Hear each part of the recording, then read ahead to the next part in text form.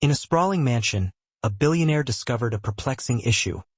Items from his meticulously organized storage room had vanished not once, but 3 times in the past 3 weeks.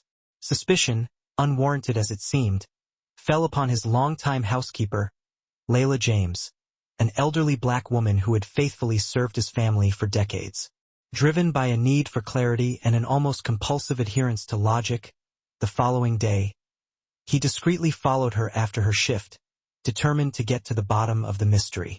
However, the truth he uncovered was not that of a common thief. Instead, it shattered his preconceived notions and irrevocably altered his perception of the world and the people in it. Owen Everett Holmes, at the age of 32, was not a man known for overlooking even the smallest detail.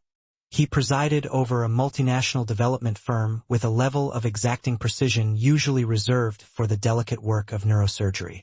He was often described as brilliant, unquestionably decisive, and, perhaps less flatteringly, emotionally detached, but above all, relentlessly efficient. His attire consisted of impeccably tailored dark suits, devoid of even the slightest crease. His speech was characterized by sharp, clipped tones that left no room for ambiguity. He navigated life as if every unaccounted-for second represented a critical failure in time management.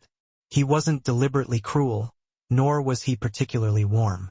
He simply existed on a plane where empathy was deemed an impractical distraction.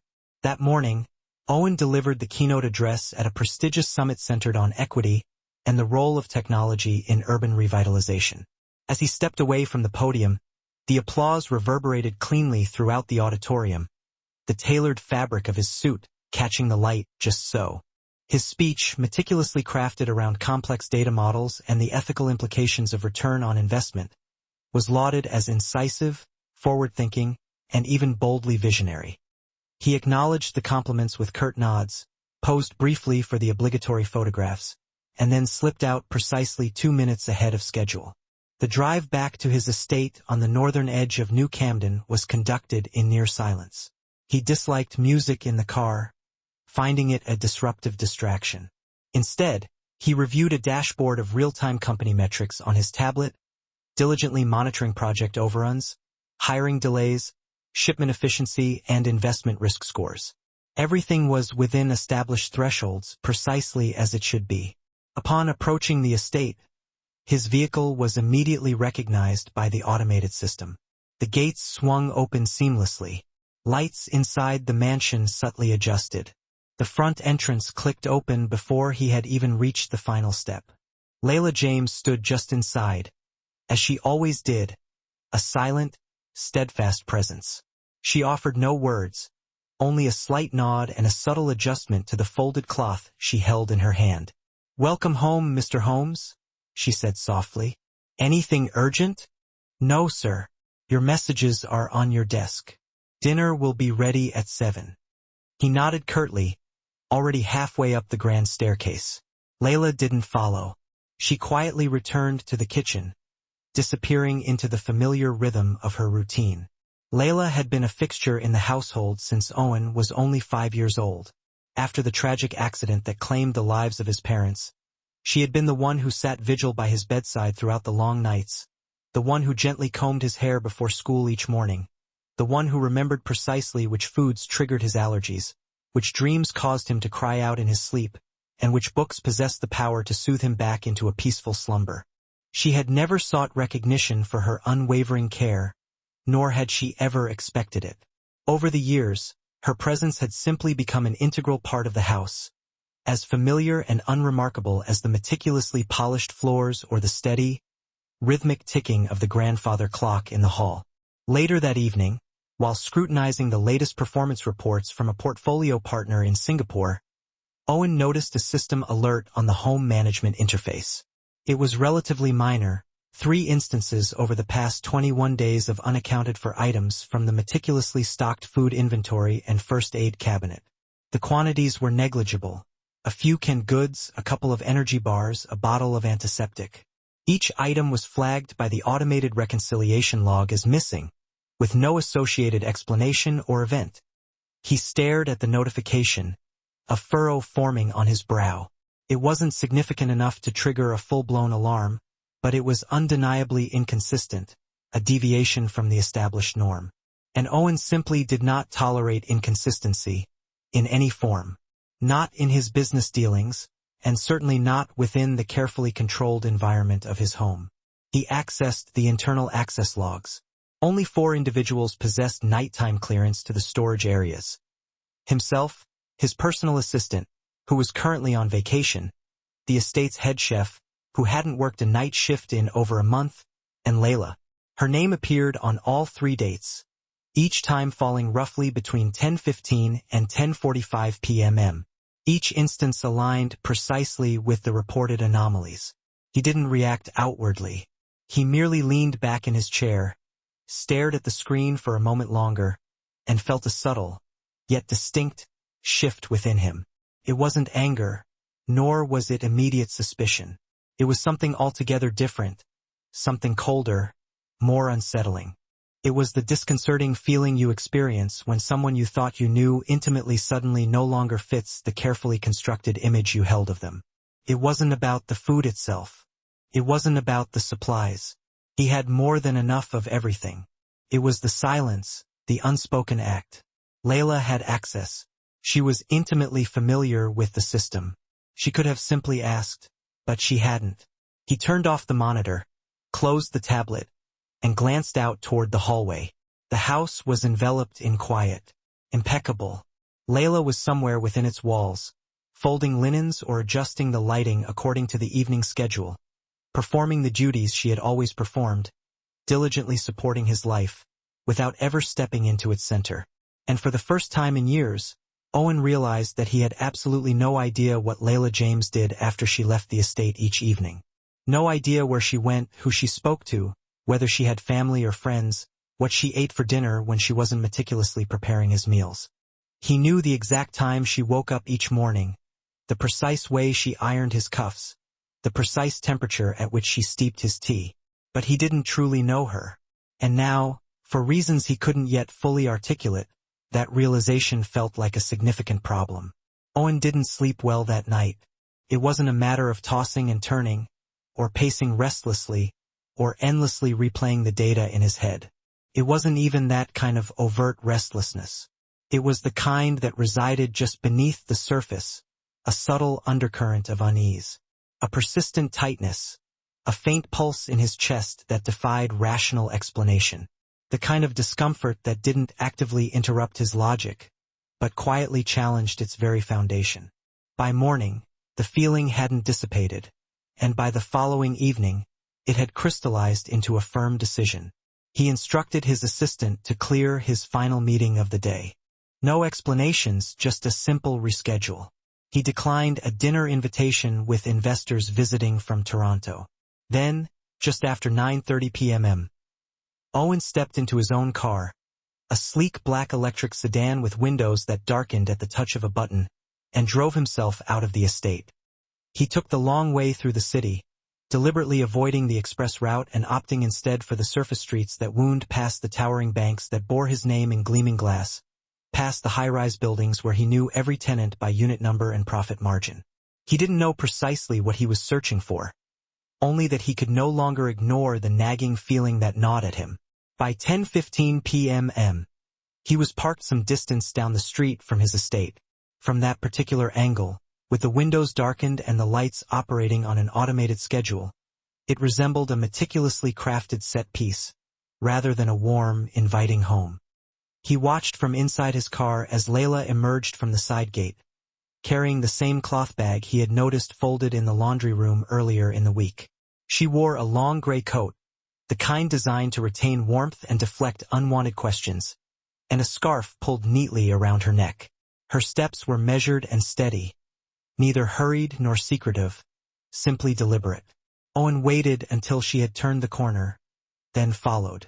She didn't get into a car. She walked to the bus stop, waited patiently under the flickering street lamp, and boarded the city line heading toward the east side.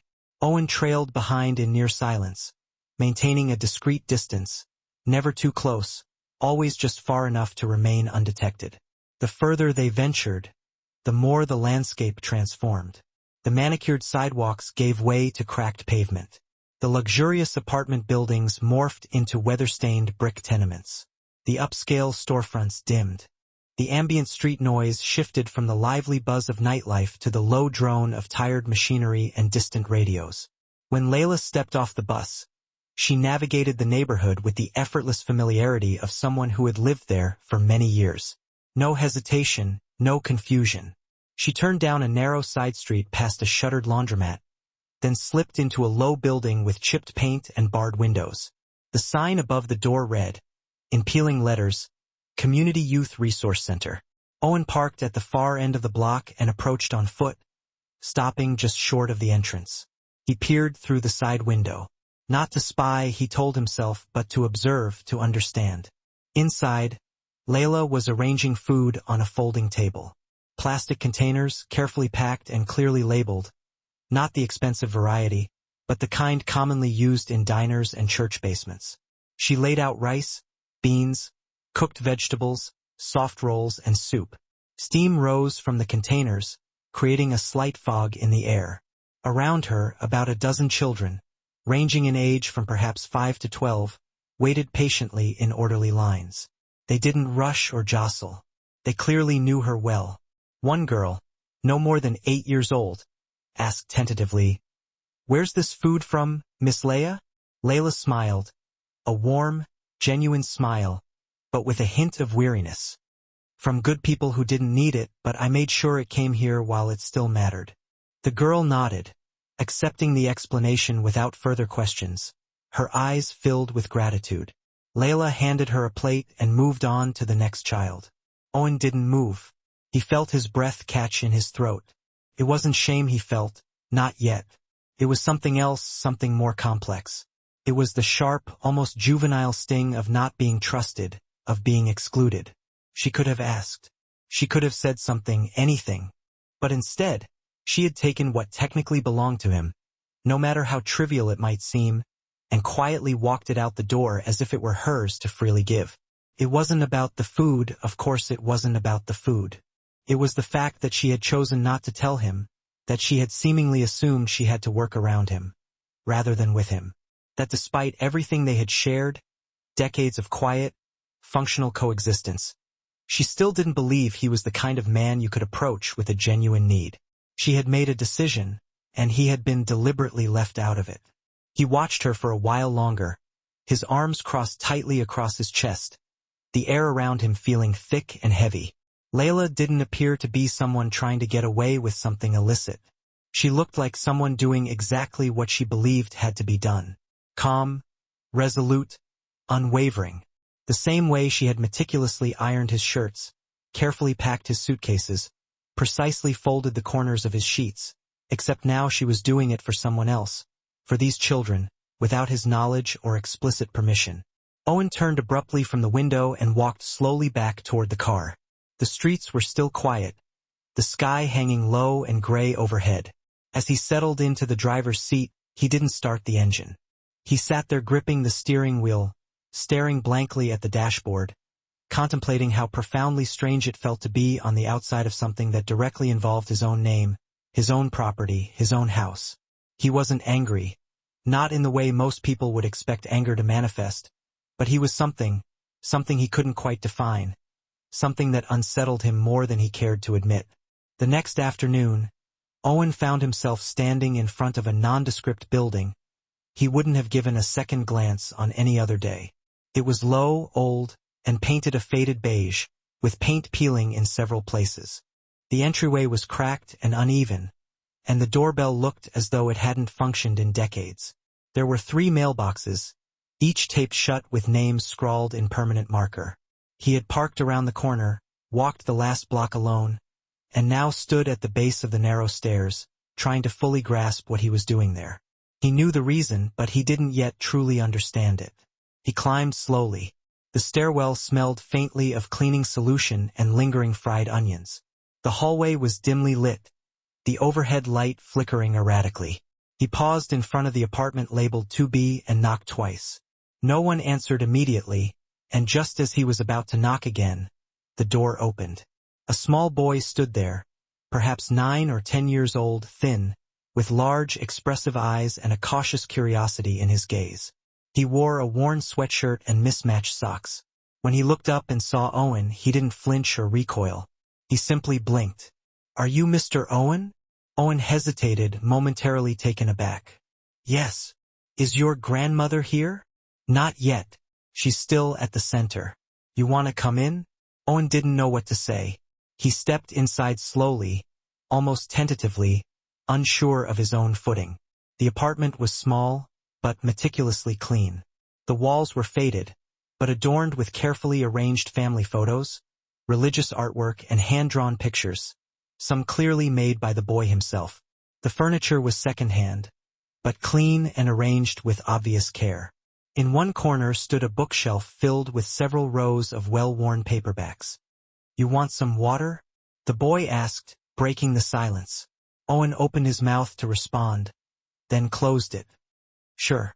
The boy disappeared into the kitchen and returned with a cup. "It's warm. The fridge doesn't make it cold anymore." Owen accepted the cup. "Thank you. You look different than the pictures. Older." "What pictures?" The boy pointed to a small frame on the shelf beside the couch. Owen walked over and saw it.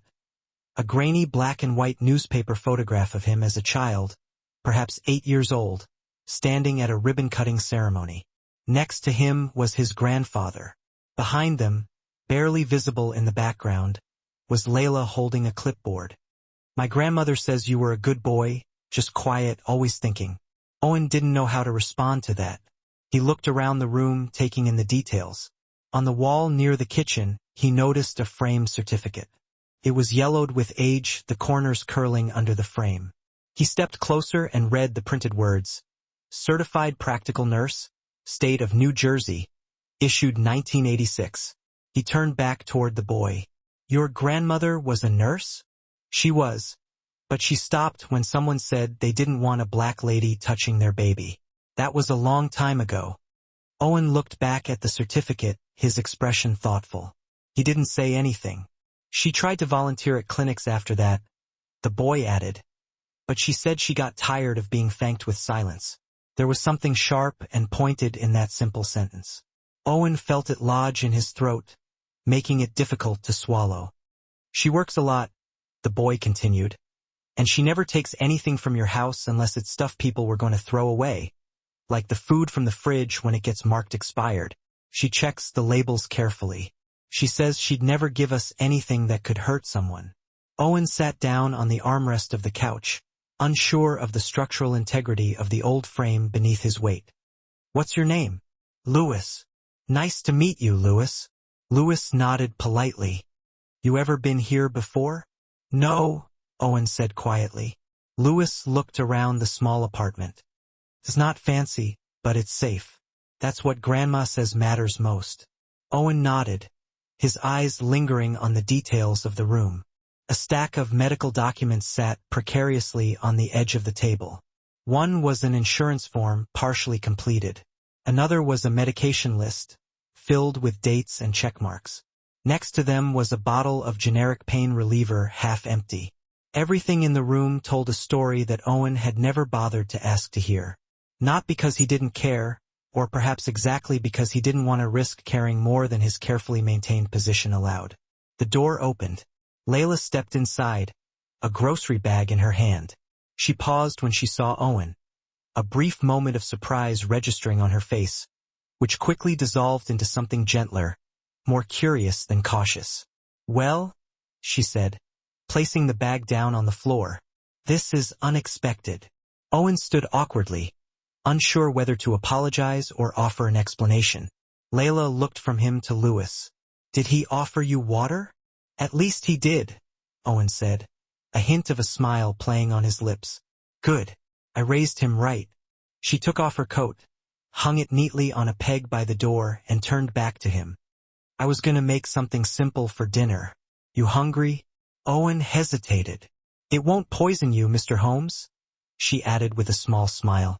"Just lentils and rice." He nodded once. "That would be fine."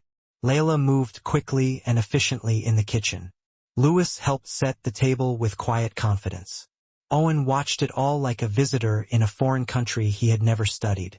Layla moved differently here, not careful, not differential, just completely and unapologetically herself. And it was the first time he realized he had never truly seen her be that person. During the meal, they talked about small, inconsequential things. Books Lewis enjoyed reading, the unusually mild weather that week, a teacher who believed Lewis had exceptional potential. Nothing was said about work, about the house, or about the food that had, in a way, traveled between them. It was just dinner. Ordinary, kind, and surprisingly comfortable. And yet, as the meal ended and Lewis carried the dishes to the sink, Owen felt something settle within him that he hadn't anticipated. A kind of quiet peace, laced with an undercurrent of profound discomfort.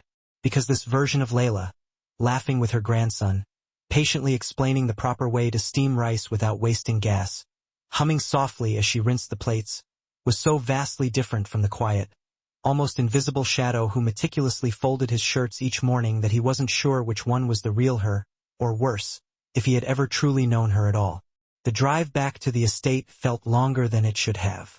The streets were nearly empty, bathed in the soft yellow glow of the early evening streetlights. Owen kept both hands firmly on the steering wheel, his eyes fixed straight ahead, though the road itself barely registered in his conscious mind.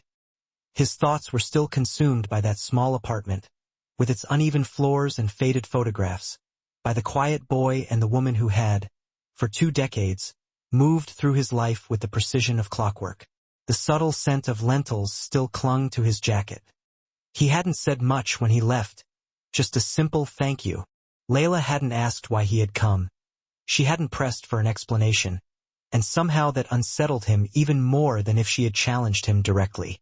When he arrived home, the house greeted him in its usual manner, lights adjusted, temperature stabilized, a soft chime welcoming him back, but nothing about it felt quite right, not tonight. He bypassed the living room and the kitchen and went straight to his home office. The monitors flickered to life before he even touched a key. The central dashboard pulsed with data, project timelines, investment tickers, environmental controls, household logs. He ignored everything else and pulled up the inventory system. He reopened the flagged incident reports.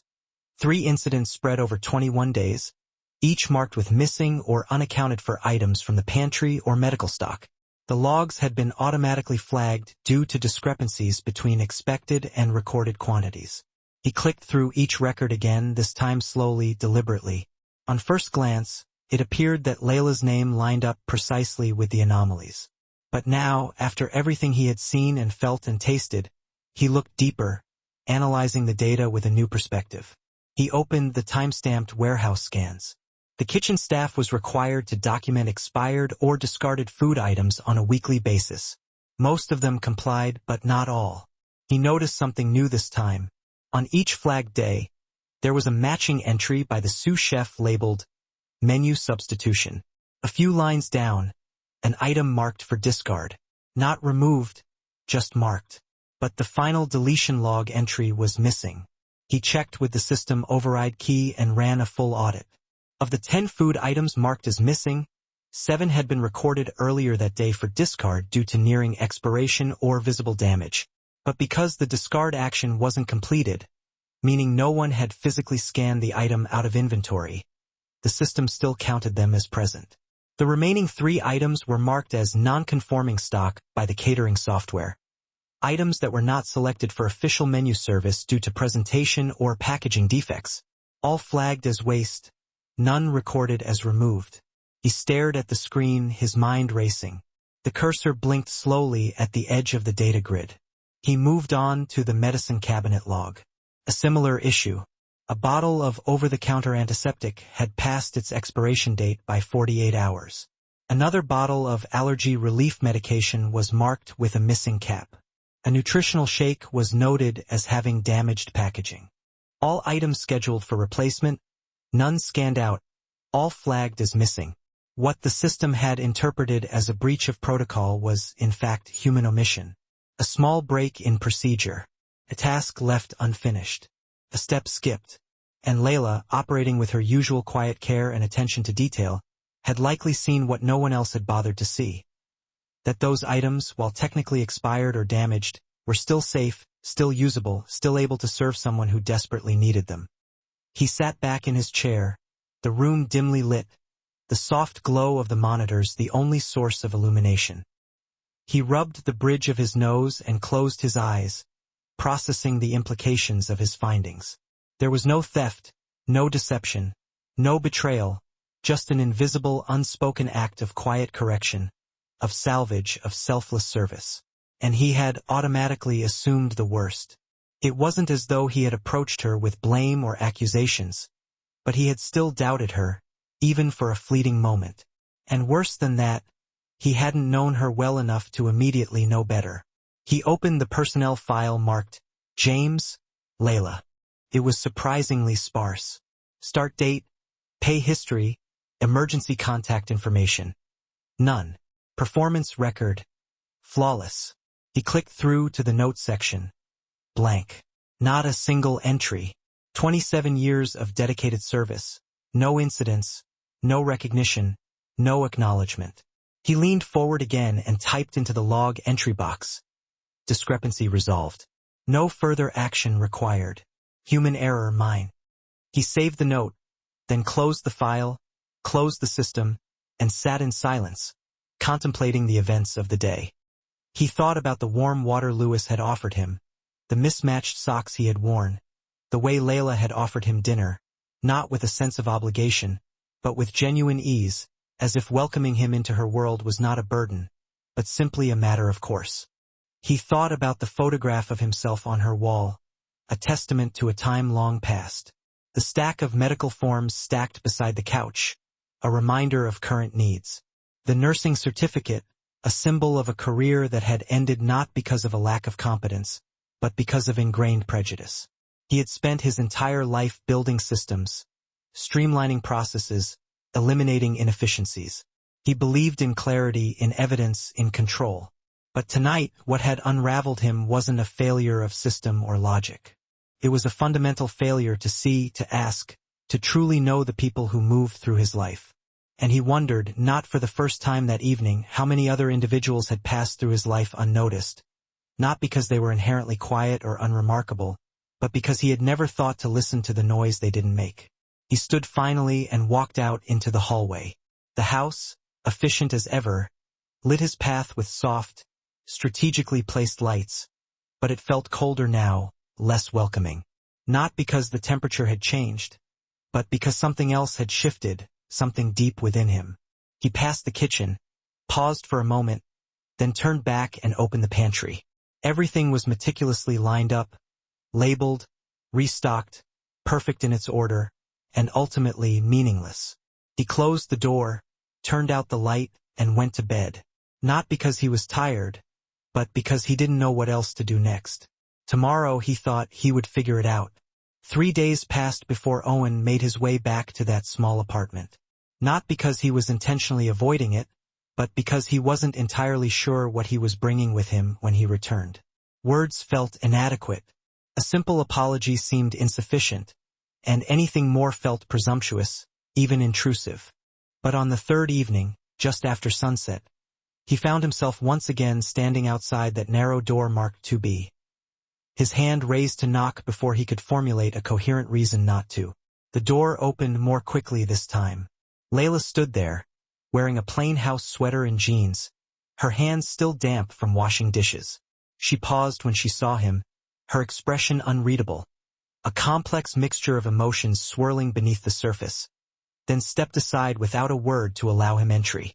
Owen took it as permission. Inside, the apartment was quiet. Lewis lay on the couch, wrapped snugly in a blanket, his forehead damp with a thin sheen of sweat. A humidifier hissed gently in the corner, filling the air with moisture. Layla motioned for Owen to sit in the armchair across from the couch, then disappeared into the kitchen for a moment before returning with a cup of warm tea. She handed it to him without a word, then sat down slowly at the dining table, her eyes fixed expectantly on his. On the boy. How long has he been sick? Owen inquired, his voice barely audible. 3 days. Low-grade fever, wheezing, night cough. Same thing as last winter, she explained. Pediatric asthma comes in waves. He nodded in understanding. Has he seen a doctor? She met his gaze directly. Soon. He didn't press further. He scanned the room again, now feeling more familiar than foreign. The medical forms remained stacked haphazardly near the couch.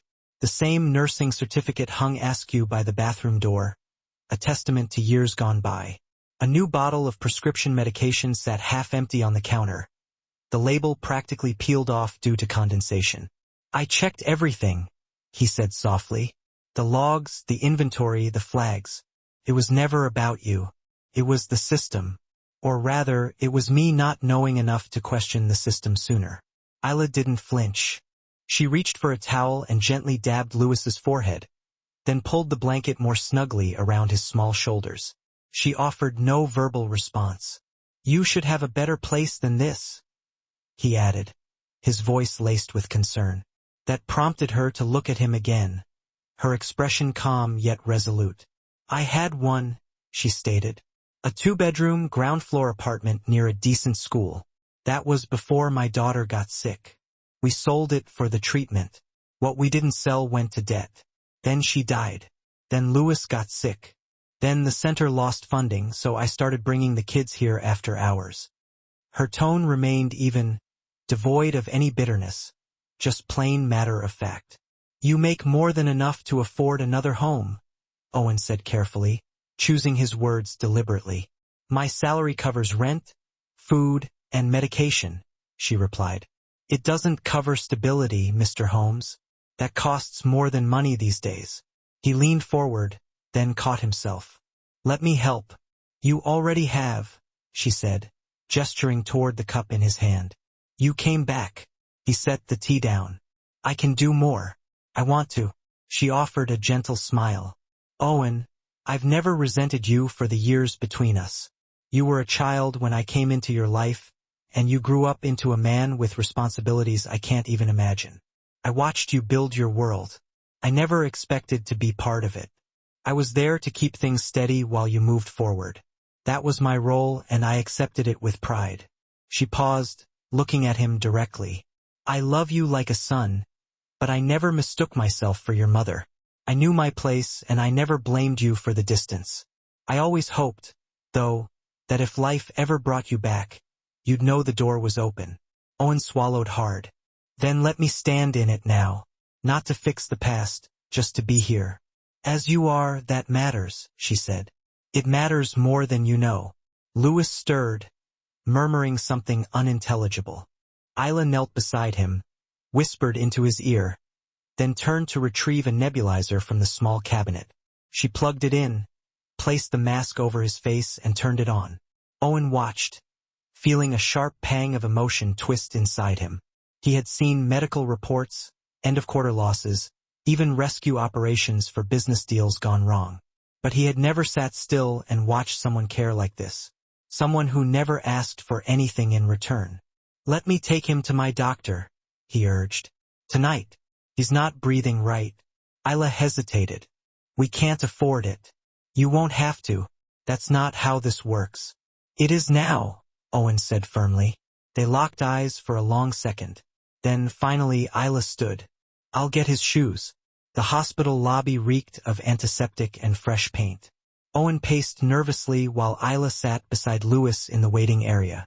The boy leaned into her shoulder, his eyes half closed. She stroked his hair without uttering a word. The nurse called them in after 20 minutes. Owen insisted on staying. He stood beside the doctor, answering questions, filling in gaps. He watched as Lewis was examined, scanned, stabilized. The pediatrician prescribed a new inhaler, a steroid shot, and a 2-day observation. Owen signed every form without flinching. Later, in the hallway outside the room, Isla approached him. Her shoulders were tense, but her voice remained calm. You did all this without asking me. I know. I told you we're not a charity case. You're not, he said. But I owe you more than charity. I owe you everything I forgot to see. Isla looked at him as if trying to decide whether to accept the truth or protect herself from it. Finally, she sighed. He needs more than prescriptions. He needs hope. So do I, Owen said. And I think you've given it to me whether you meant to or not. She nodded slowly. Then don't disappear when it gets hard. I won't. That night, Owen stayed at the hospital. He didn't call his assistant. He didn't respond to the 37 unread messages from board members and investors. He sat in the hallway, listening to the rhythmic beep of the monitor from just inside the door, thinking of all the things he didn't know how to say and all the ways he could start doing more than say them. At some point, Isla brought him a blanket, folded, no words exchanged, just a look passed between them. He unfolded it, pulled it over his shoulders and closed his eyes. Not because he was tired, but because for the first time in years he felt safe enough to rest. It was nearly noon when Genevieve walked into Owen's office without knocking. She moved with the same sharp precision she always had, her heels clicking softly against the marble floor, a beige folder tucked under one arm, sunglasses perched on her head as if she had just stepped off a boardroom runway. She didn't speak until the door clicked shut behind her.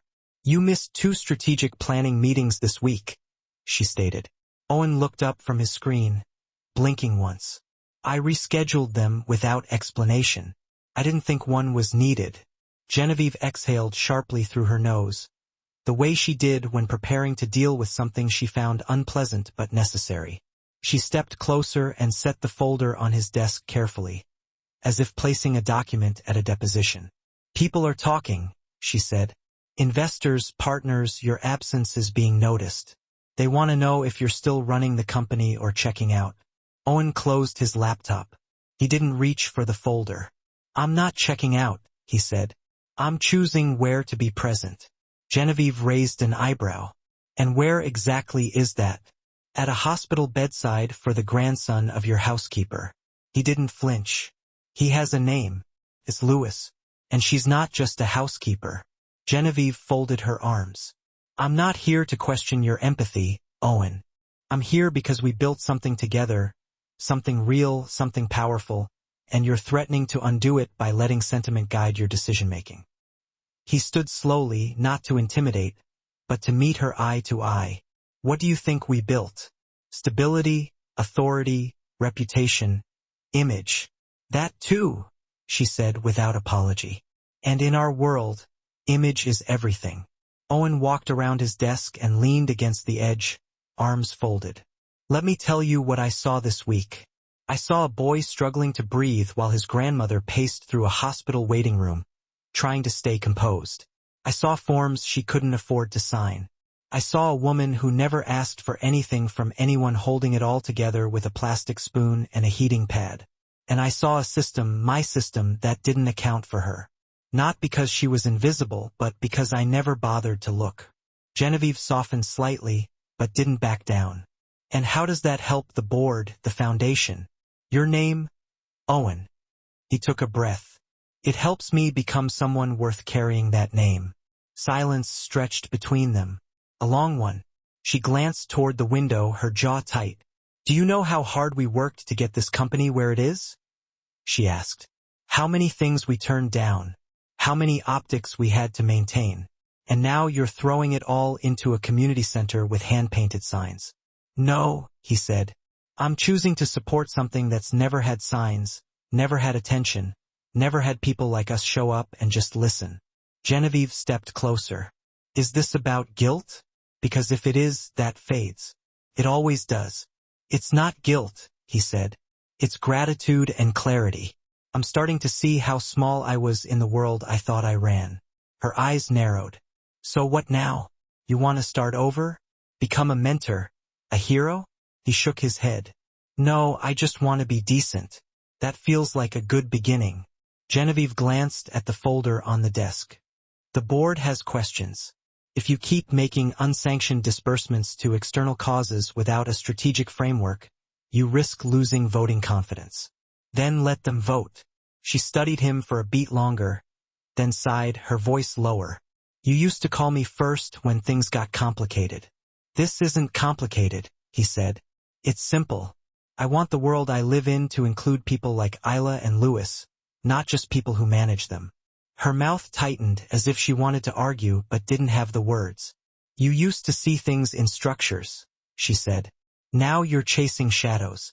No, he said. Now I'm chasing what's real. Genevieve reached for the folder, hesitated, then left it on the desk. I hope you know what you're doing, Owen. He nodded. I finally do.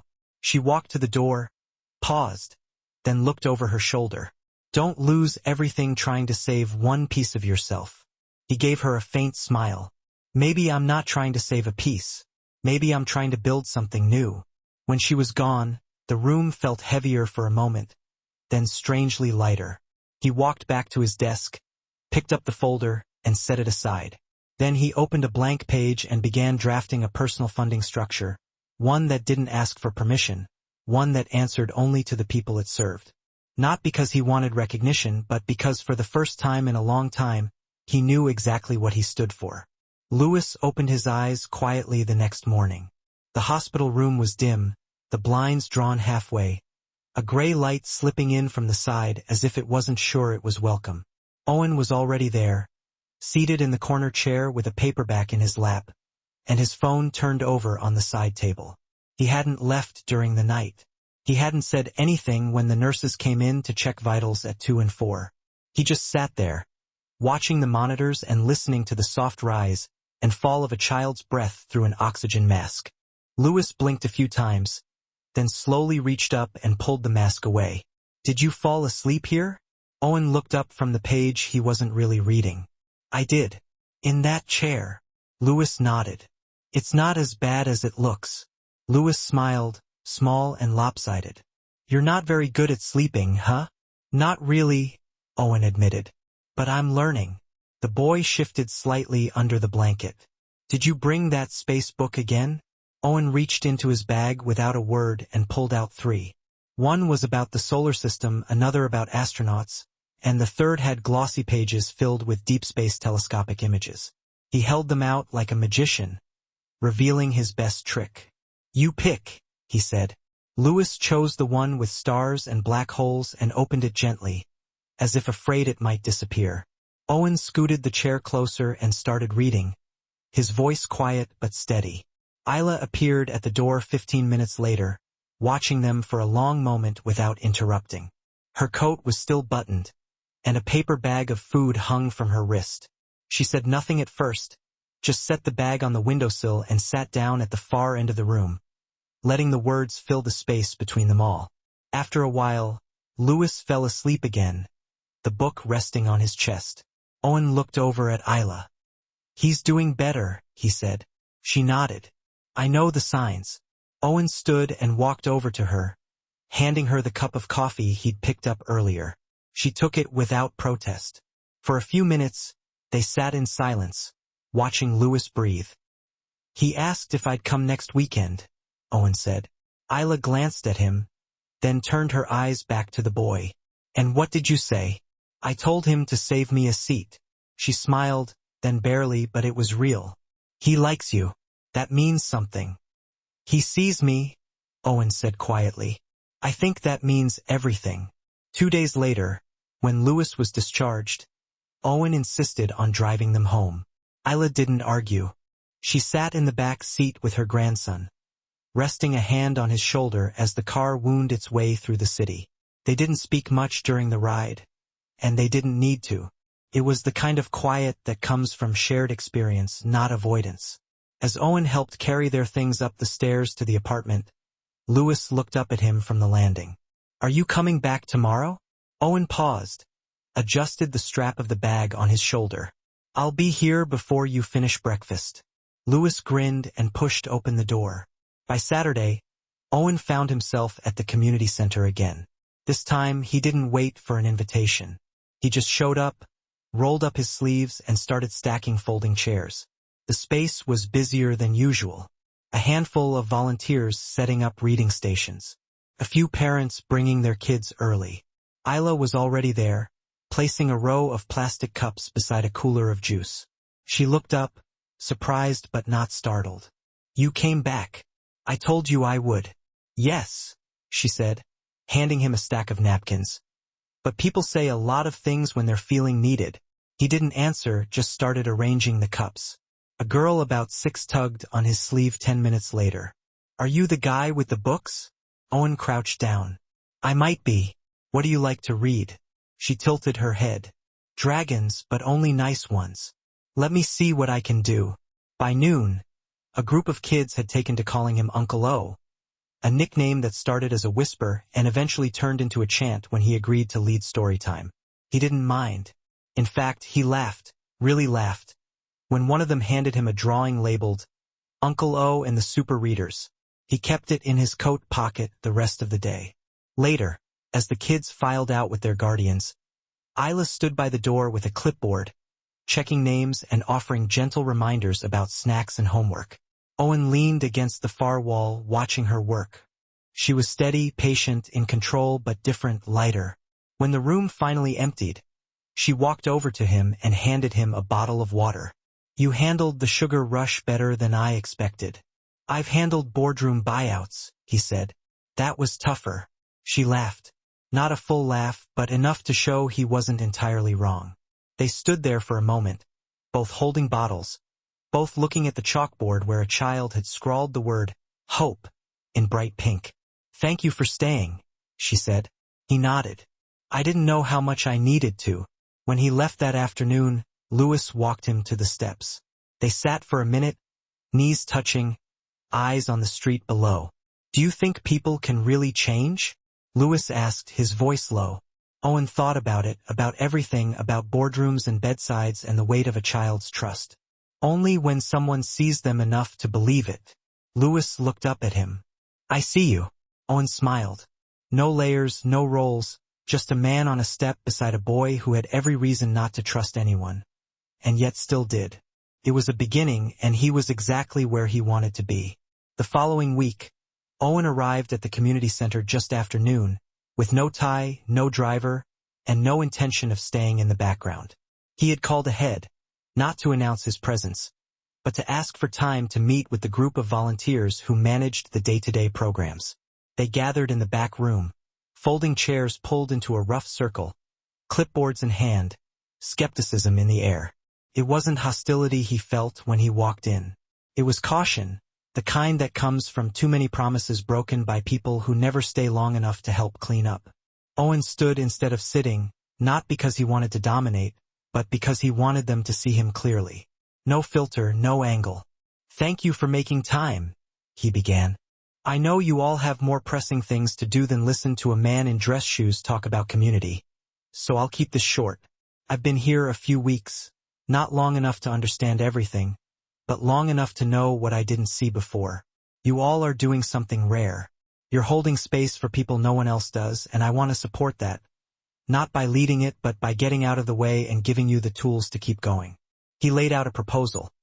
A dedicated fund, monthly disbursements, no corporate branding, no PR press kits, just steady resources and the freedom to use them where they mattered most. No approval process through his office, no photos for social media.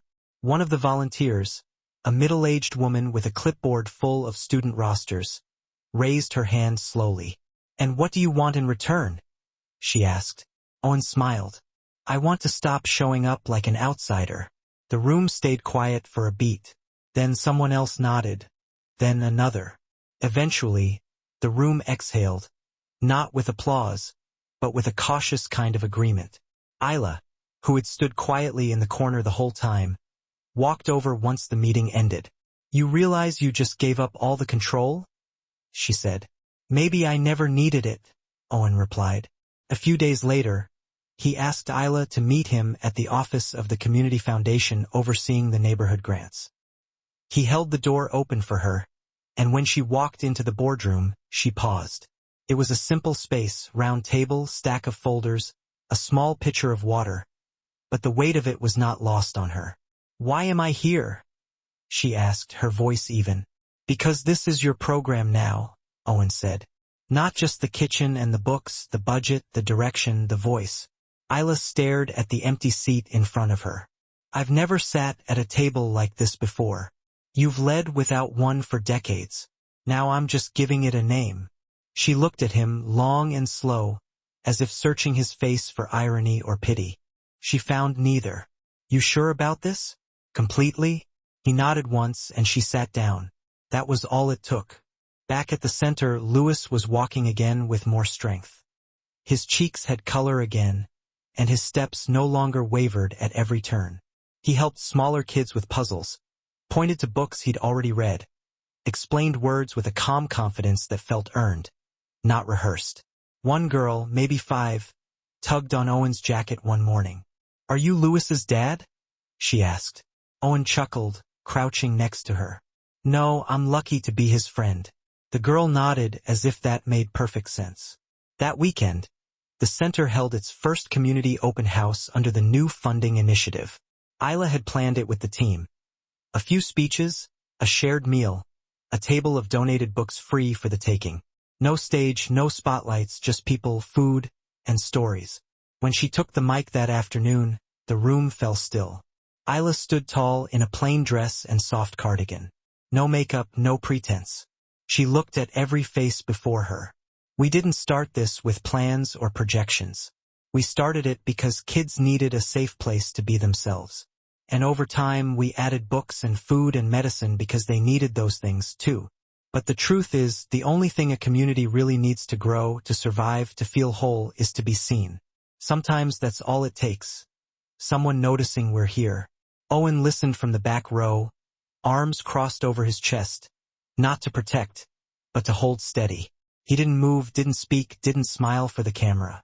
There wasn't one, but he felt something loosen in him with every word she spoke. Afterward, as the chairs were folded and the last plates cleared, Owen stayed behind to help stack trays. Isla joined him, passing him a bag of leftover bread rolls. "They liked what you did today," she said. "It wasn't about me." She nodded. "Exactly." They stepped outside into the fading light. The street was quiet now.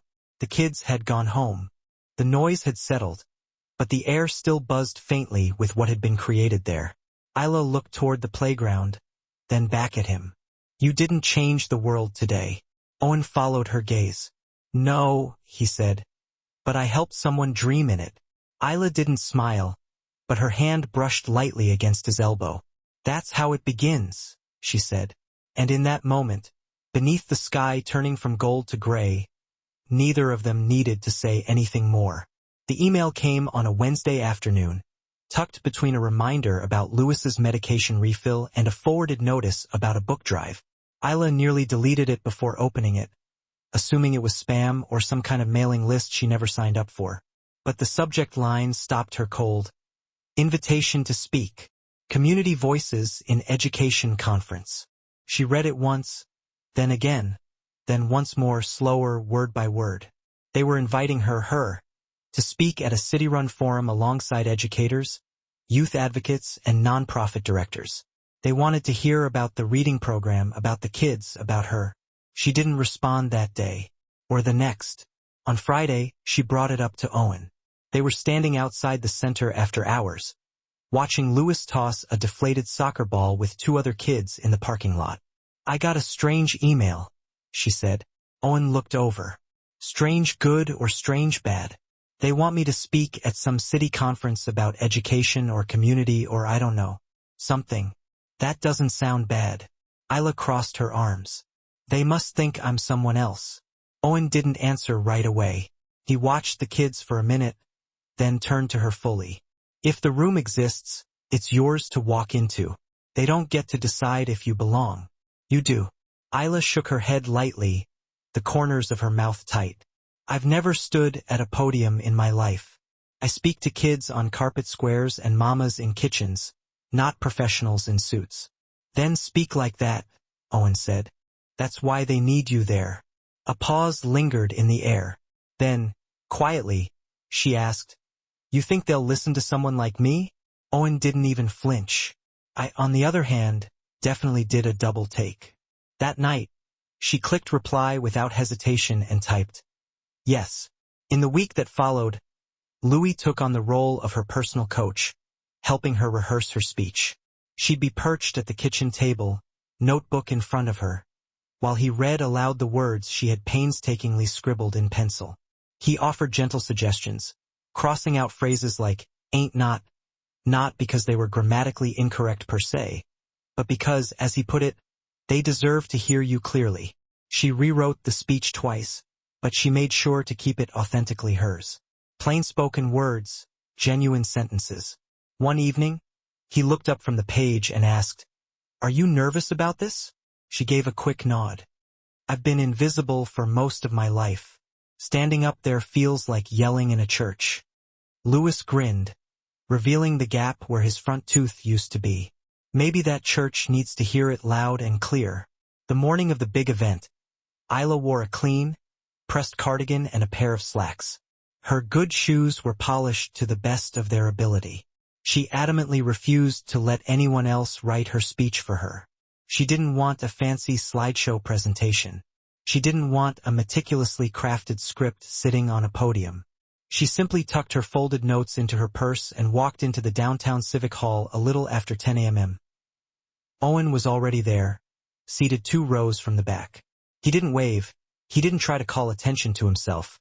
He just looked at her with a quiet reassurance that told her she didn't need to prove a thing to anyone.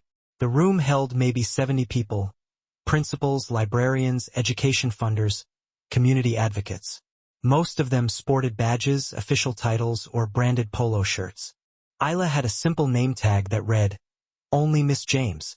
When they called her name, she walked calmly to the front of the room, unfolded her paper, and then, surprisingly, didn't even glance at it. "Good morning," she began, her voice steady. "I didn't come here to impress anyone. I came because someone finally asked me to." She paused, letting the words sink in. A few pens stopped scratching across notepads. "I don't have a degree in education. I'm not a principal or a program director. I'm a grandmother raising my grandson.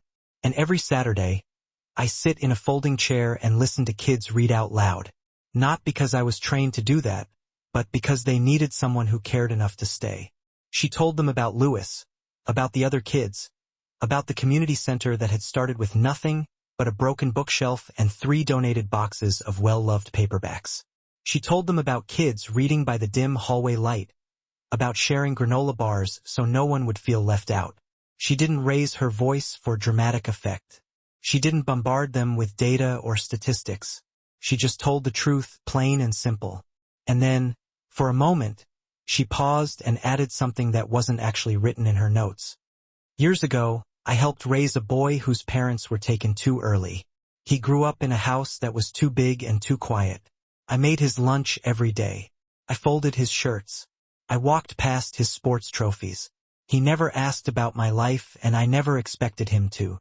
But I watched him grow, and I loved him like he was my own son, even when he didn't see me standing right there. And now he sees me. That tells me that we can all change if we let ourselves."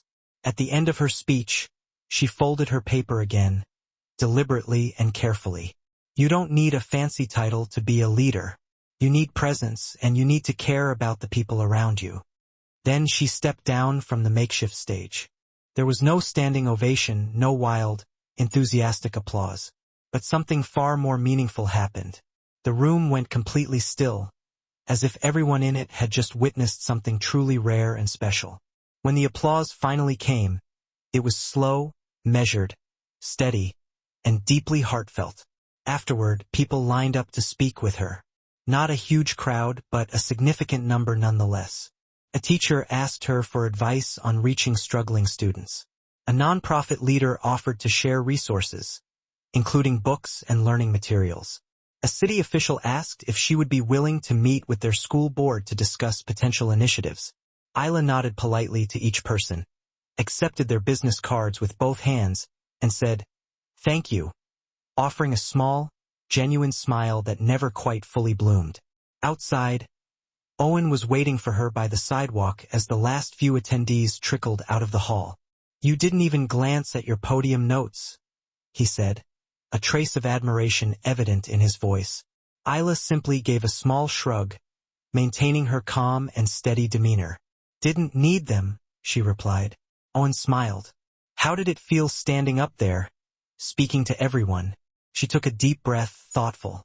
"Loud," she said, "but a good kind of loud, the kind that reaches places that silence never could."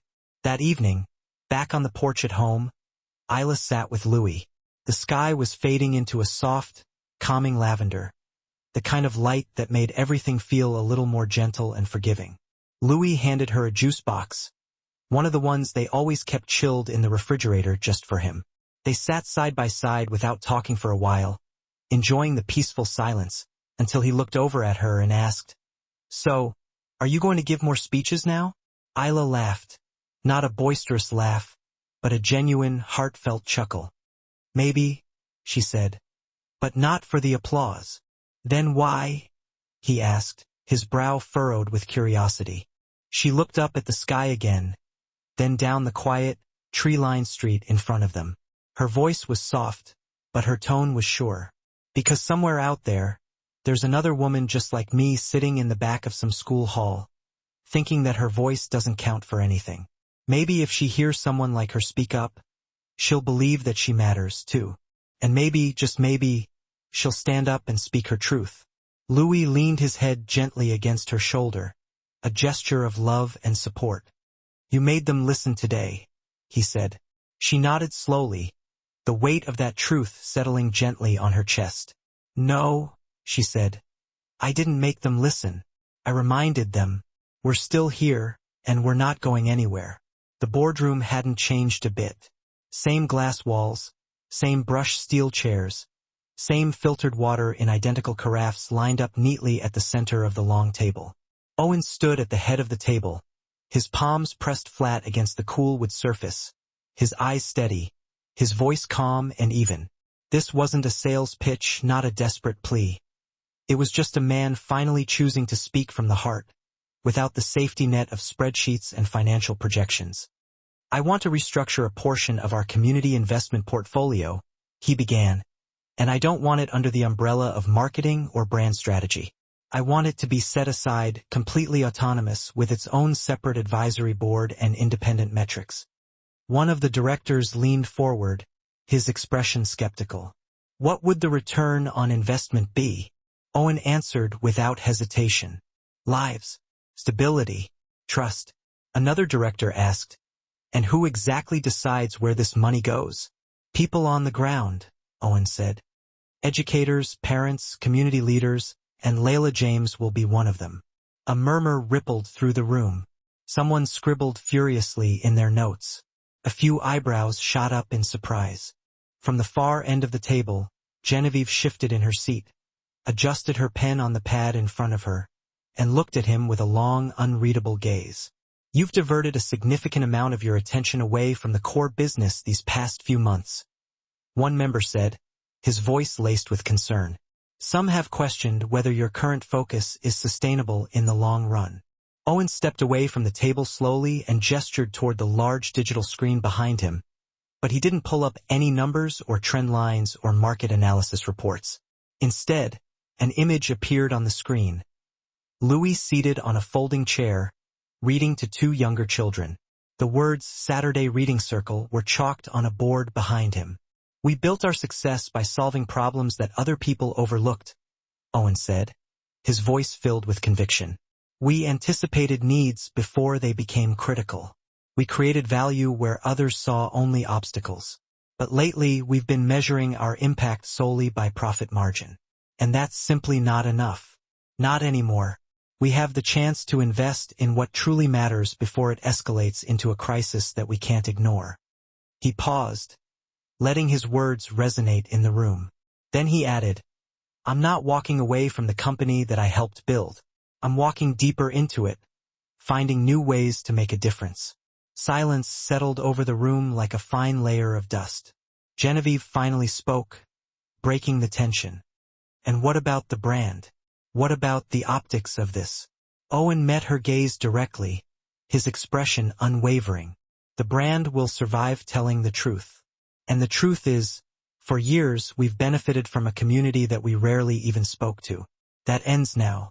She tapped her pen twice on the table, a habit she always had when she was coming to terms with something she couldn't completely control.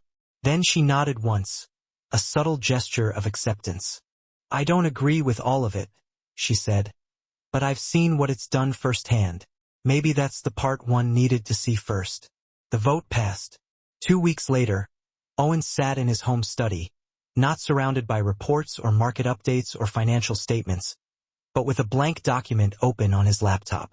The title he had given the document was, Dear James, A Different Legacy. This document wasn't intended for public release. It was just for himself. A way to record the shift that was taking place within him, to acknowledge the man he used to be and the man he was striving to become. He detailed the parameters of the foundation he was creating.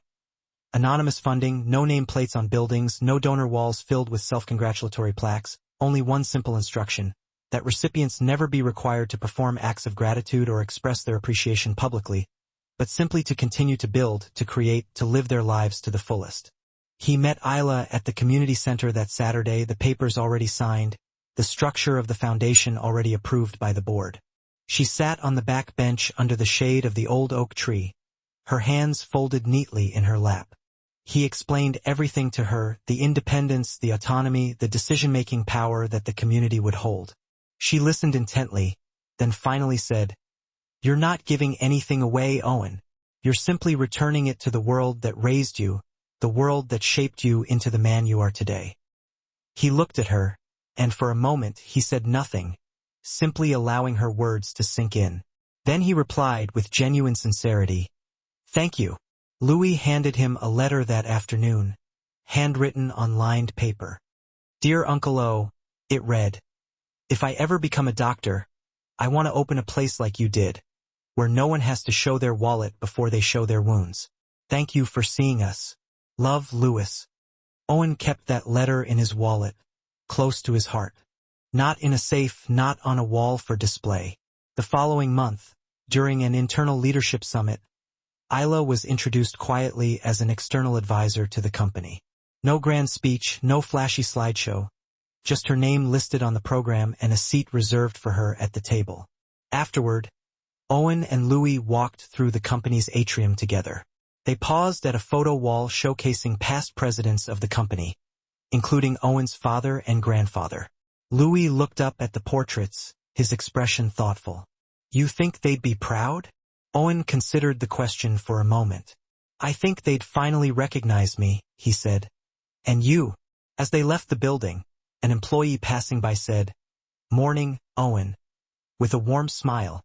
No title, no stiffness, just his name, said with genuine friendliness. And Owen nodded, holding the door open for Louis, who stepped into the building like he belonged there. Because now he finally did.